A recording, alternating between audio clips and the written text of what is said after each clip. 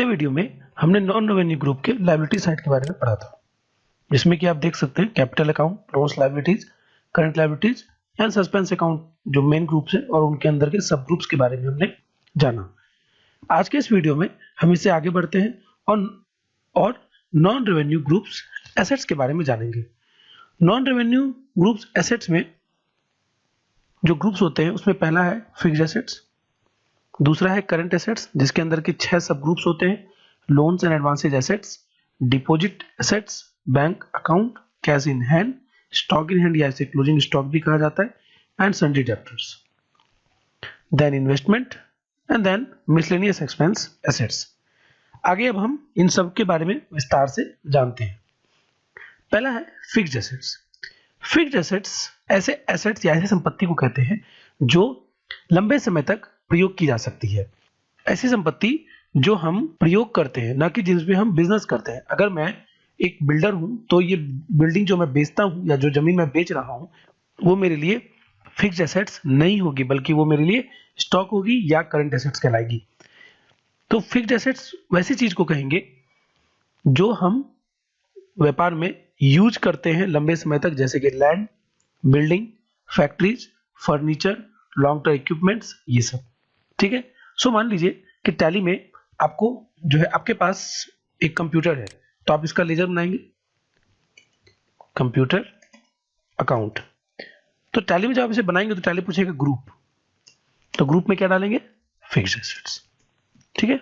इसी प्रकार से अगर आपके पास फर्नीचर है मान लीजिए, तो आप इसका एक लेजर बनाएंगे, फर्नीचर अकाउंट, और इसका भी ग्रुप आप क्या डालेंगे? Fixed assets. ठीक है। फिक्स्ड एसेट्स के अंदर कोई भी सब ग्रुप नहीं होता, जबकि करंट एसेट्स के अंदर 6 सब ग्रुप होते हैं।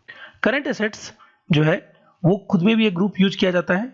इसका यूज तब करते हैं जब लेजर्स में रिसीवेबल, एडवांस पेड इत्यादि वर्ड्स का यूज किया गया हो। जैसे कि आपको कोई अमाउंट या कोई इनकम आनी है, जैसे इंटरेस्ट रिसीवेबल। ठीक है।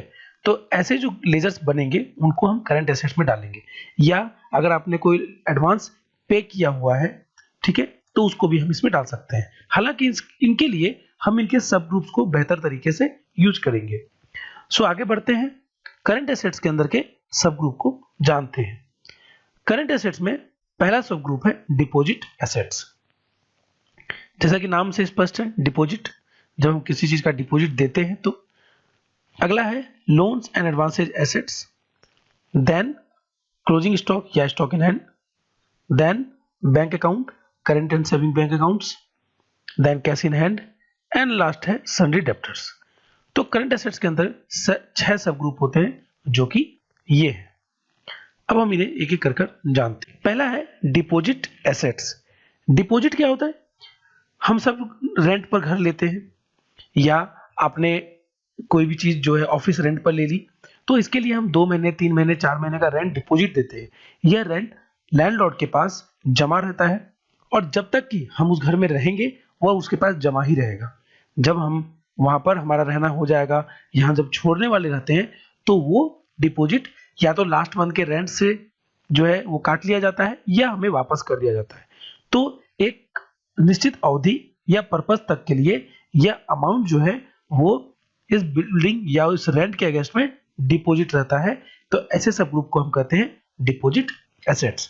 तो जब आप डिपॉजिट देते हैं, सपोज कीजिए कि आपने राम को डिपॉजिट दिया अपने ऑफिस के लिए, तो आप इसके लिए लेजर बना सकते हैं, ऑफिस डिपॉजिट अकाउंट, और इसका जो आप ग्रुप लेंगे वो होगा डिपॉजिट एसेट्स। ठीक है। नेक्स्ट है लोन्स। कैसे लोन? जो हमने दिए हैं, एसेट्स लोन। पहले हमने लोन्स लायबिलिटी के बारे में पढ़ा था, जो कि हमने लिए थे, जबकि ये ऐसे लोन है जो हमने किसी को दिए हैं।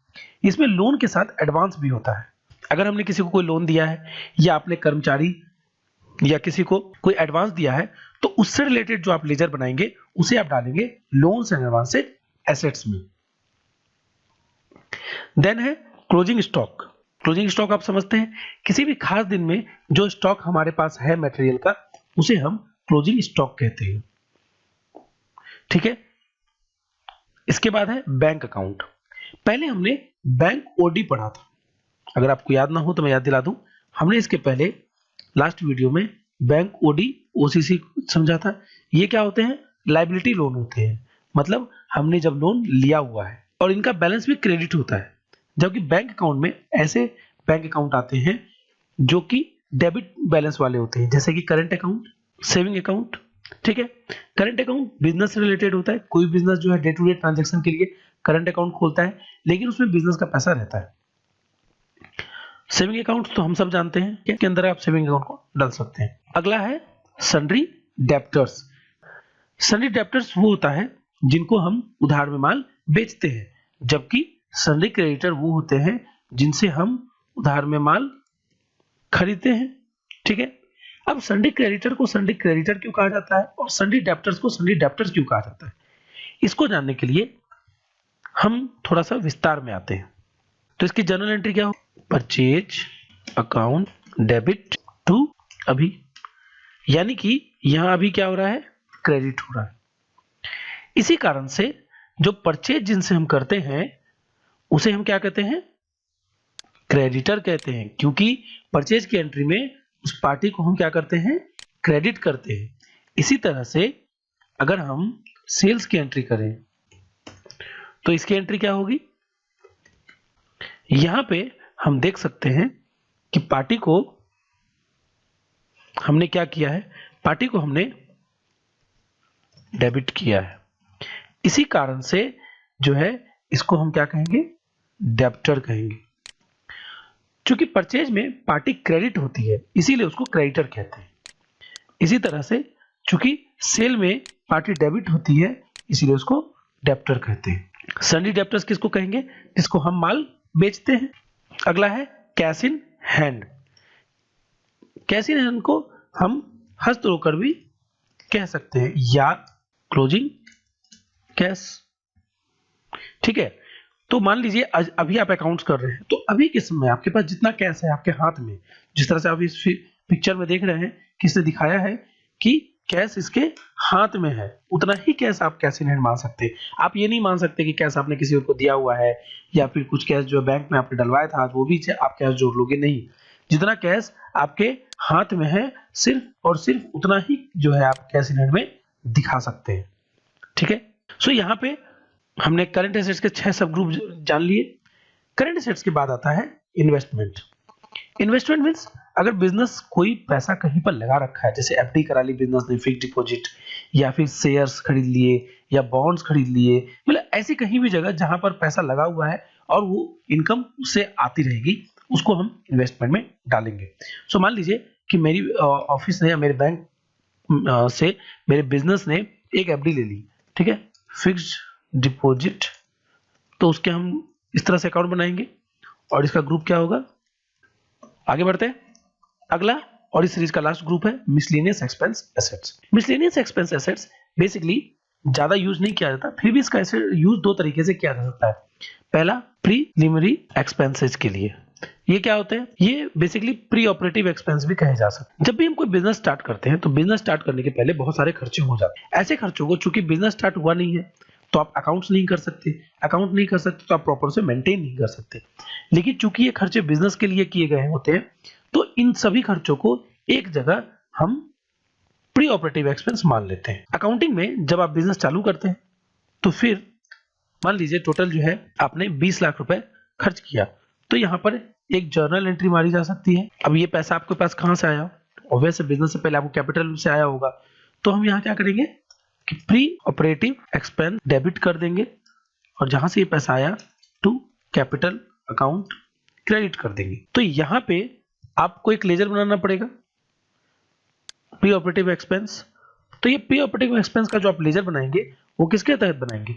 मिसलेनियस एक्सपेंस एसेट्स के अंदर बनाएंगे।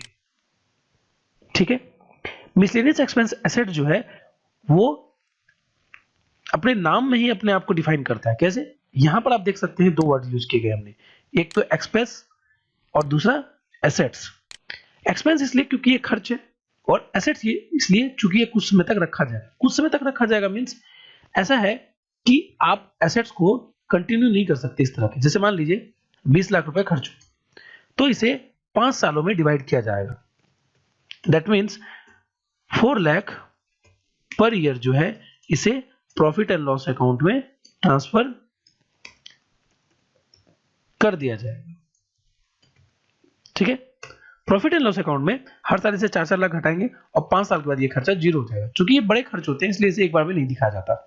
सो प्री ऑपरेटिव एक्सपेंस को इसमें डाला जाता है। सो मिसलेनियस एक्सपेंस एसेट्स का यूज ऐसे खर्चों के लिए किया जाता है जो कि 1 साल या उससे अधिक के लिए किए गए हों, और ऐसे खर्चों के लिए भी जो बिजनेस चालू करने से पहले हो। ठीक है, एक तो हो गया प्री ऑपरेटिव एक्सपेंसेस एंड दूसरा लॉन्ग टर्म एक्सपेंसेस। ठीक है, ऐसे जो भी खर्चे होंगे उनके लेजर को मिसलेनियस एक्सपेंस एसेट्स में डालेंगे। सो एक बार हम यहां फिर से रिवीजन करते हैं जो लास्ट 2 वीडियो हमने पढ़े हैं। नॉन रेवेन्यू ग्रुप में सबसे पहला हमने पढ़ा कैपिटल अकाउंट। कैपिटल अकाउंट जो मालिक पैसा लगाता है उसे कैपिटल अकाउंट कहते हैं।